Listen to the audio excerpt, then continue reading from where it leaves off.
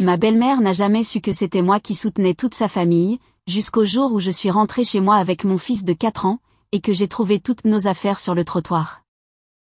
Ma vie était plutôt simple avant que Jack n'entre en scène. J'étais coach sportif dans une salle de sport locale, je passais mes journées à aider les gens à se remettre en forme, ce qui me tenait suffisamment occupée pour ne pas trop réfléchir à l'absence de drame dans ma vie personnelle. Tout a changé le jour où Jack a franchi la porte de ma salle. Salut, je cherche à changer un peu ma routine. T'as des exercices redoutables à me proposer pour commencer? Me demanda-t-il d'un ton léger, mais avec un regard intense. Je l'ai regardé de haut en bas. Ce n'était pas le genre de novice qui ne sait pas par quelle machine commencer. Non, il avait l'air de bien connaître une salle de sport, mais il était là pour quelque chose de plus. Bien sûr, répondis-je en l'emmenant vers un jeu d'haltères. Voyons ce que tu as dans le ventre. Cette première séance s'est transformée en une semaine, puis un mois. Nos discussions occasionnelles devenaient de plus en plus longues et personnelles. Jack possédait un petit restaurant familial, réputé pour ses plats italiens authentiques. Tout est dans la sauce, disait-il souvent. Et personne ne l'a fait comme ma mère. Il parlait de sa mère avec un mélange d'admiration et de frustration, un combo révélateur de liens familiaux très forts. Un après-midi, après un entraînement particulièrement intense, il m'a prise de court. Écoute Émilie, j'y ai réfléchi. Et si tu venais dîner chez moi? Tu pourrais rencontrer ma mère et goûter cette fameuse sauce dont je ne cesse de parler. J'ai hésité, plus par surprise que par manque d'intérêt. Pourquoi pas? Je suis curieuse de voir si elle est vraiment aussi bonne que tu le dis. Le dîner était chaleureux, la nourriture incroyable, et la compagnie étonnamment agréable.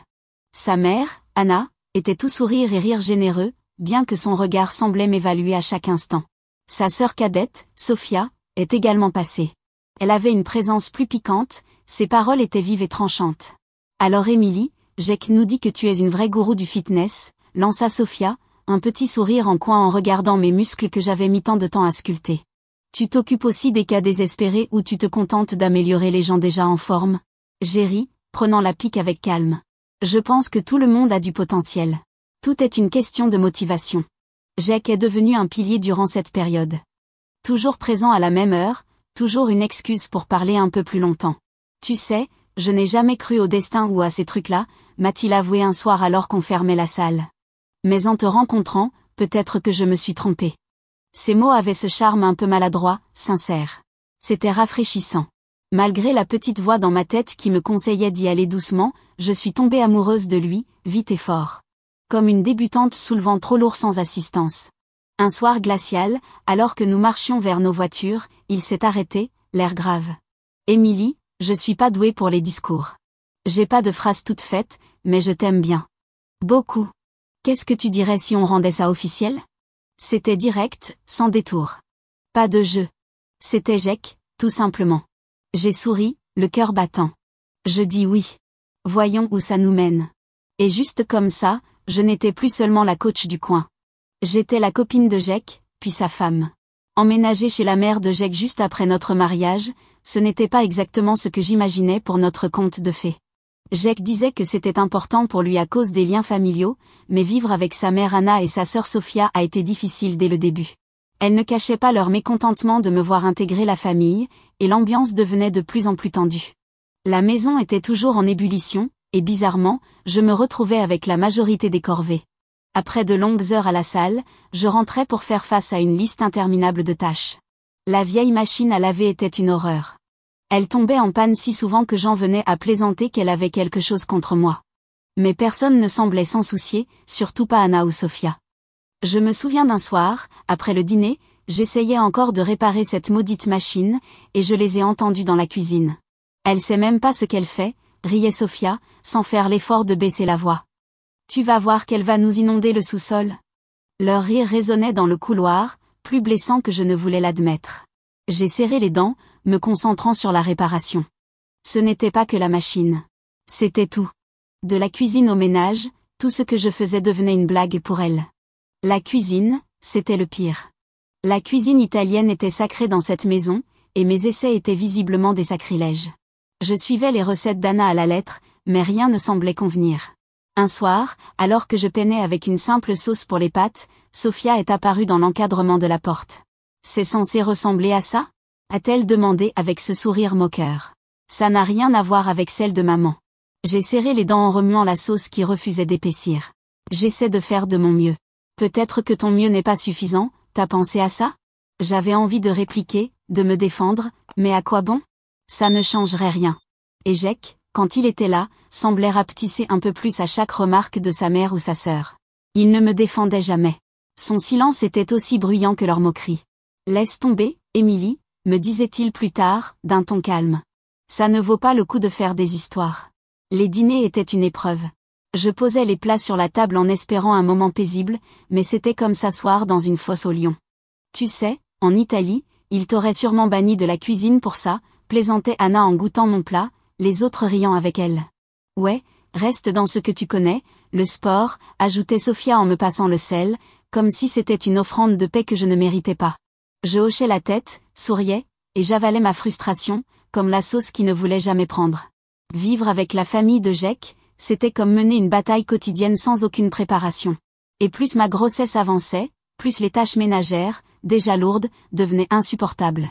Au lieu d'avoir un peu d'aide ou de compassion de la part d'Anna et Sophia, leur hostilité ne faisait que croître. Un après-midi, j'essayais de passer l'aspirateur dans le salon, plus lentement que d'habitude à cause de mon ventre qui s'arrondissait. Anna est entrée, m'a observé un instant, puis a poussé un soupir plein de reproches. « Émilie, t'as oublié un coin là-bas, et regarde comme tu bouges lentement. À ce rythme, cette maison va tomber en ruine. » Elle montra un endroit que je n'avais pas encore nettoyé. Je me redressai, sentant la douleur dans mon dos. « Je fais de mon mieux, Anna. C'est un peu plus dur avec le bébé. » Elle haussa les épaules et secoua la tête. « À mon époque, une grossesse ne nous ralentissait pas. Tu dois te durcir un peu. » Le manque de compassion m'a profondément blessée, mais je me suis tue, de peur de tout envoyer valser. Sophia n'était pas mieux. Plus tard ce jour-là, alors que je pliais le linge, elle est entrée dans la pièce et a commencé à feuilleter les vêtements que je venais de plier soigneusement. « Tu sais que ce n'est pas comme ça qu'il faut plier, hein? Ils doivent tenir debout tout seuls, comme maman nous l'a appris. Tiens, laisse-moi te montrer encore une fois. » Elle a jeté la chemise qu'elle tenait sur la pile, gâchant tout ce que j'avais fait. En la regardant replier la même chemise avec des gestes nets et assurés, je sentais la frustration monter. « Sophia, j'apprécie la leçon, mais j'ai déjà plié des vêtements avant, je ne suis pas idiote. » Elle a simplement haussé les sourcils, un sourire froid sur les lèvres. On pourrait croire le contraire, mais bon, si ça ne te dérange pas d'être médiocre, qui suis-je pour discuter? Ces mots m'ont frappé comme une gifle et pendant un moment, je suis juste restée là à la regarder rendre tous mes efforts inutiles. C'était pareil pour la cuisine. Chaque repas que je tentais de préparer était accueilli par des critiques ou des éclats de rire, surtout si j'essayais de faire quelque chose d'italien. Un soir, j'ai décidé de réessayer, en préparant un simple plat de pâtes que je pensais avoir enfin maîtrisé. J'étais en train de remuer la casserole quand Sophia est entrée dans la cuisine. « C'est censé être quoi, ça ?» a-t-elle demandé en regardant dans la casserole d'un air sceptique. « C'est des spaghettis carbonara. » Je me suis dit que ça pourrait être sympa pour le dîner, ai-je dit, espérant un changement dans son ton habituellement sec. Elle a pris une fourchette, a enroulé quelques pâtes et les a goûtées avec une expression de dégoût exagérée. « Sympa? C'est ce que t'appelles sympa?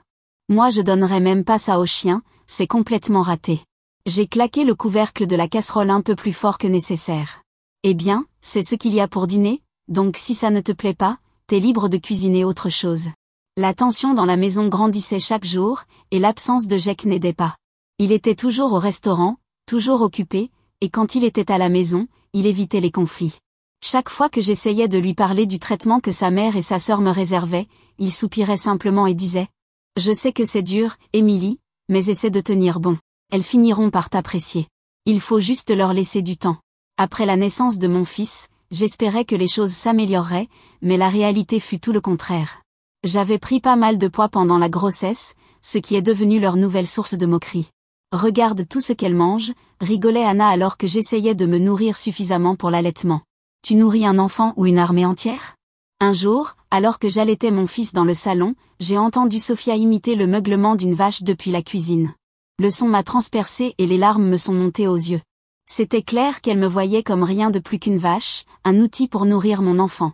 J'ai atteint mon point de rupture. Après tant de moqueries et ce traitement glacial à la maison, j'avais besoin de quelque chose rien que pour moi, un espace où je n'étais pas juste la belle-fille critiquée ou la femme sous-estimée. C'est à ce moment-là que j'ai décidé de lancer ma propre chaîne YouTube et une page Instagram. Un matin, Pendant que Jack était au restaurant et que Sophia faisait du shopping, j'ai installé mon vieil appareil photo dans un coin de notre petite chambre d'amis, mon nouveau pseudo-gymnase. Je vais le faire, ai-je murmuré en ajustant l'angle, pour moi, pas pour elle. J'ai commencé à enregistrer des vidéos d'entraînement simples, faisables à la maison, parfaites pour des mamans comme moi qui ne peuvent pas toujours aller à la salle de sport. Au début, c'était bizarre de parler à une caméra, de faire semblant de m'adresser à un public qui se souciait de ce que j'avais à dire, mais ça a rapidement été mon refuge. Les premières vidéos étaient maladroites, mon discours hésitant. Salut à tous. C'est Émilie, et je vous propose un petit entraînement de 10 minutes, parfait pour les mamans pressées. C'est parti. Le nombre d'abonnés a commencé à grimper, et avec lui, ma confiance. J'ai investi dans une meilleure caméra, appris quelques notions d'éclairage et de montage grâce à des tutoriels en ligne. Mon petit projet devenait quelque chose de réel, quelque chose de complètement à moi. Un après-midi, j'étais en train d'enregistrer une nouvelle vidéo, une séance de cardio douce, quand Sophia a débarqué dans la pièce. C'est quoi ce délire? A-t-elle lancé, ses yeux allant de la caméra à moi. Tu transformes notre maison en émission télé, maintenant? J'ai mis la vidéo en pause, mon cœur battant à tout rompre, non pas à cause de l'exercice mais de la confrontation. Oui, en effet. C'est important pour moi. J'ai besoin de quelque chose à moi. Sophia a soufflé, regardant autour d'elle avec mépris. Tu te prends pour une star maintenant? Faut redescendre sur terre, Émilie. Ces mots faisaient mal, mais je devenais meilleure pour encaisser ces pics. Ce n'est pas comme si j'avais ton approbation pour autre chose ici. Autant faire une chose qui me rend heureuse. Sophia a levé les yeux au ciel et a quitté la pièce, mais je n'ai pas arrêté la caméra bien longtemps. J'ai repris la séance, ma voix plus assurée qu'avant. À mesure que ma présence numérique grandissait, les opportunités affluaient. Des marques ont commencé à me contacter, proposant de m'envoyer des produits gratuits à utiliser dans mes vidéos. Puis sont venues les propositions de publications sponsorisées. La première fois qu'une marque m'a proposé de l'argent pour présenter leurs produits, je n'en revenais pas. Je n'arrive pas à croire qu'ils me paient pour ça, ai-je dit à Jack un soir pendant le dîner, essayant de partager mon enthousiasme. C'est super, Émilie, a-t-il répondu, même si son ton était distrait, préoccupé par les soucis du restaurant. Mais reste discrète, d'accord? Maman et Sophia n'ont pas besoin d'être au courant. Alors que je retournais faire la vaisselle, une notification a retenti sur mon téléphone. Un autre commentaire, un nouvel abonné, une étape de plus loin de leur mépris et plus proche de quelque chose de simple mais profondément à moi. Tu es géniale, Émilie. Merci de partager ton parcours, disait le commentaire. Ma chaîne n'était plus un simple passe-temps. C'était une petite entreprise en plein essor, qui rapportait plus d'argent que le restaurant en difficulté de Jack. Rapidement, j'ai commencé à lui verser $2000 par mois pour couvrir les factures de la maison, faisant passer cela pour sa propre contribution. Malgré mon succès, Anna et Sophia me traitaient toujours comme une profiteuse. Elle ne fait rien ici, elle se pavane juste à faire ses vidéos stupides, pestait Anna quand elle pensait que je n'écoutais pas. Sophia n'était pas en reste, répétant les propos de sa mère et y ajoutant ses propres piques sur le fait que je devrais faire plus de tâches ménagères comme une vraie femme. Puis le restaurant de Jack a connu une mauvaise passe. Il est venu me voir, l'air plus fatigué que je ne l'avais jamais vu depuis des mois. Émilie, le resto a besoin d'un bon coup de pouce financier, tu peux nous aider? Ses yeux imploraient. Je n'ai pas hésité, transférant $10 000 pour ce qu'il appelait des développements urgents. Il était reconnaissant, vraiment, mais il n'a pas tardé à revenir vers moi. Juste encore 5 000 pour les factures ce mois-ci, a-t-il dit doucement, presque honteux. J'ai accepté parce que je pouvais me le permettre, et parce qu'il restait le père de mon fils qu'il adorait profondément. Mais au fond de moi, je sentais le déséquilibre grandir, non seulement dans nos finances mais aussi dans notre relation. La vie dans la maison familiale de Jack avait toujours été tendue, mais elle devint insupportable quand Sophia se maria et ramena son mari Marc vivre avec nous. La maison était bondée et toute trace d'intimité ou de paix que j'avais réussi à créer pour moi et mon fils disparut du jour au lendemain. Anna, qui n'avait jamais sa langue dans sa poche, se mit à me traiter ouvertement de paresseuse et de parasite. Tu ne fais rien ici, lançait-elle alors que j'essayais de gérer mon travail en ligne tout en surveillant mon fils. Tu fais juste acte de présence. Cela n'aidait pas que Sophia attendait maintenant son premier enfant, et Anna fit clairement comprendre qu'ils avaient besoin de plus de place, sous-entendant que mon fils et moi étions de trop. Il y aura bientôt un autre bébé dans la maison et on ne peut pas avoir des piques-assiettes qui prennent de la place, déclara Anna un soir en me lançant un regard bien appuyé. L'atmosphère devint encore plus glaciale. Et comme si les choses ne pouvaient empirer, Jack annonça qu'il devait partir en déplacement quelques semaines pour régler des affaires urgentes liées au restaurant dans une autre ville. Il fit ses valises et partit, m'embrassant moi et notre fils sans se douter de la tempête qu'il laissait derrière lui. J'ai essayé de maintenir une certaine normalité, j'emmenais mon fils à l'école, je continuais mes vidéos au parc. Mais le jour où tout s'écroula pour de bon avait commencé comme un jour ordinaire, jusqu'à ce qu'il ne le soit plus. Après être allé chercher mon fils à l'école, nous sommes rentrés à pied en discutant de sa journée, pour trouver nos affaires, valises, sacs de vêtements, et même les jouets de mon fils, entassés devant la porte. Désemparé, le cœur brisé, j'ai sonné. À travers la fenêtre, les visages froids d'Anna et Sophia me fixaient. Elles ouvrirent la porte juste assez pour parler, pas pour nous laisser entrer. « Il faut que tu trouves un autre endroit où aller », dit Anna d'un ton dur et inflexible. « De quoi tu parles ? Et Jake ? Qu'est-ce que je vais lui dire ?» ai-je rétorqué, paniquée et en colère. Sophia éclata de rire, un son cruel et tranchant. « Dis-lui ce que tu veux. Il est même pas là pour s'en soucier, non ? » J'ai essayé d'appeler Jake, mais il ne répondait pas, ce qui m'enfonça encore plus dans un mélange de désespoir et de rage. N'ayant pas d'autre option, j'ai rassemblé nos affaires et réussi à nous trouver une chambre dans un petit hôtel à proximité. Assise dans cette pièce impersonnelle, avec mon fils bouleversé à mes côtés, j'ai senti quelque chose se briser en moi.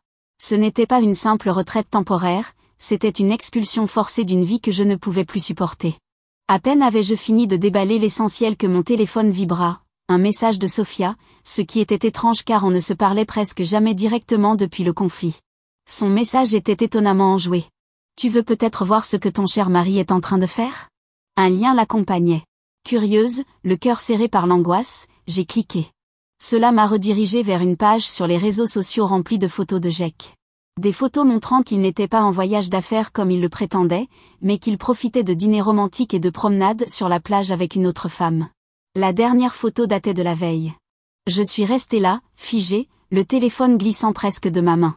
Il ne s'était pas juste éloigné pour affaires, il vivait une double vie, sans nous. La colère, vive et amère, monta en moi. Mais avant qu'elle ne m'engloutisse, mon fils tira sur ma manche. « Maman, ça va ?» Sa petite voix inquiète me ramena à la réalité. J'ai forcé un sourire et l'ai serré contre moi. « Oui mon chéri. Maman est juste un peu fatiguée, c'est tout. » Je suis restée là à fixer l'écran, la trahison et la colère me traversant comme un éclair. Pendant tout ce temps, j'étais le pilier financier de son restaurant en faillite, de sa famille, qui venait de nous jeter dehors comme des ordures. Et lui vivait une autre vie, à mes frais. La semaine suivante, mon téléphone n'arrêta pas de vibrer avec des appels de Jake. Quand j'ai enfin décroché, sa voix était teintée d'une légère inquiétude. « Émilie, où êtes-vous ? J'ai entendu ce qui s'est passé. Tu devrais revenir. On a des factures à régler et le resto a besoin de plus de fonds. » Ces mots me firent bouillir le sang, mais je gardai un ton neutre. « Bien sûr, Jake. On peut en discuter. Je viendrai demain. »« Super. Je pense que c'est mieux de régler ça en personne, » répondit-il, soulagé. En raccrochant, une détermination glacée m'envahit. Il n'avait aucune idée que je connaissais son infidélité ni que je n'avais aucune intention de jouer la femme docile qui paie encore pour tout. La rencontre du lendemain serait un tournant. Et j'étais prête. Déposer mon fils à l'école ce matin-là ressemblait au calme avant la tempête. En route vers la maison de ma belle-mère où je savais que Jake, Anna et Sophia m'attendaient, mon estomac se tordait de nerfs mais aussi de résolution. À mon arrivée, Jake semblait soulagé et même content de me voir, contrairement à Anna et Sophia dont les visages affichaient leur mécontentement. Sans perdre de temps, j'ai sorti les papiers de divorce de mon sac et les ai tendus à Jake. Son choc était palpable. Ses yeux s'agrandirent à la lecture des documents. Anna et Sophia ne purent contenir leur joie et commencèrent à sourire, pensant que c'était leur victoire. Leur sourire s'éteignit vite quand je pris la parole. « Ne vous réjouissez pas trop vite. Vous avez profité de mes efforts pendant tout ce temps. » Jake baissa les yeux et admit. « Le restaurant va mal. Depuis longtemps. » Cette révélation déclencha une tempête chez Anna et Sophia. Elles se retournèrent contre lui, furieuses qu'il leur ait caché la vérité et perdu ce qu'elles considéraient comme leur sécurité financière. Sophia, toujours aussi arrogante, ricana. « Eh bien, puisque Jake gagne moins que toi, il devra demander une pension alimentaire. » La justice, non ? Jake approuva d'un signe de tête, comme s'il venait de remporter une victoire. J'ai failli rire de l'absurdité. « C'est là que vous vous trompez, Sophia, Jake, » ai-je dit en me tournant vers lui. « Tu ne verras pas un centime. Je sais pour l'autre femme. » Le sang quitta son visage. « Comment ? Ta sœur m'a tout envoyé. Les photos, les dates, les lieux, » ai-je dit en pointant Sophia qui devint pâle comme un linge. « Grâce à elle, j'ai toutes les preuves dont j'ai besoin. » S'ensuivit une dispute furieuse entre eux, un enchevêtrement d'accusations et de démentis. Je les laissai s'enfoncer un instant avant de reprendre. Je reprends aussi tout ce que j'ai payé, électroménager, meubles. Leur dispute s'interrompit, rattrapée par la réalité. J'avais déjà fait appel à des déménageurs. Tandis qu'il emportait le frigo, la machine à laver, la télé grand écran, et même le blender que j'avais offert à Noël, Anna et Sophia regardaient, les larmes coulant sur leurs joues. « Tu n'as pas le droit de faire ça. On a besoin de ces choses. » cria Anna. « Je l'ai fait. Et moi aussi j'en ai besoin, ai-je répondu, calme mais ferme. » Les déménageurs finirent leur travail, vidant presque la moitié de la maison. En regardant partir le dernier camion, un poids s'envola de mes épaules. Je n'étais plus liée à cette maison, à ces gens, ni à leurs mensonges. Je me retournai vers Jake, qui semblait maintenant petit et vaincu, ses rêves de confort facile s'étant envolés. « Prends soin de ta sœur et de ta mère, Jake. C'est ton rôle maintenant, ai-je dit sans méchanceté avant de partir. Ce n'était pas qu'un simple départ physique. C'était mon dernier pas hors de leur emprise toxique. Un mouvement vers la reconquête de ma vie, vers un avenir meilleur pour mon fils et moi. Après tout ça, le divorce fut plus un soulagement qu'un fardeau. J'ai obtenu une compensation pour l'infidélité de Jake et une pension pour notre fils. Mon avocate s'est occupée de tout, rendant le processus aussi fluide que possible vu les circonstances. La vie changea radicalement pour la famille de Jake aussi. Le restaurant, incapable de survivre sans mon soutien financier, fit faillite. La maison familiale fut vendue pour couvrir les dettes, un témoignage brutal de leur style de vie insoutenable. Anna et Sophia, en panique, tentèrent de me recontacter, m'envoyant des messages d'excuses et de supplications. Mais après tout ce qu'ils m'avaient fait, je ne pouvais plus me laisser aspirer dans leur chaos. Je les ai bloqués sans hésiter. Le mari de Sophia l'a quitté, et maintenant toute la famille, Jake, sa mère, sa sœur et son enfant, vit entassés dans un petit appartement en location. C'est une situation difficile, mais qu'ils ont créée eux-mêmes. De notre côté, la vie pour Alex et moi s'épanouit. Nous avons trouvé notre rythme dans un petit appartement confortable qui ressemble de plus en plus à un vrai chez nous. Ma chaîne YouTube et ma page Instagram ont vraiment décollé, touchant de nombreuses femmes, surtout des jeunes mamans qui cherchent à retrouver la forme. Voir l'impact positif de mon travail m'a inspiré une nouvelle idée, lancer des cours de remise en forme en ligne spécialement adaptés aux femmes en postpartum. Je suis excitée par les possibilités et la chance d'aider d'autres femmes qui ont vécu la même chose. Il y a encore beaucoup à faire, mais pour la première fois depuis longtemps, l'avenir semble lumineux et plein de promesses. Ici, dans notre petit sanctuaire, avec le rire de mon fils résonnant contre les murs, je ressens une paix profonde. Nous avons traversé la tempête. Et maintenant, c'est notre moment de briller.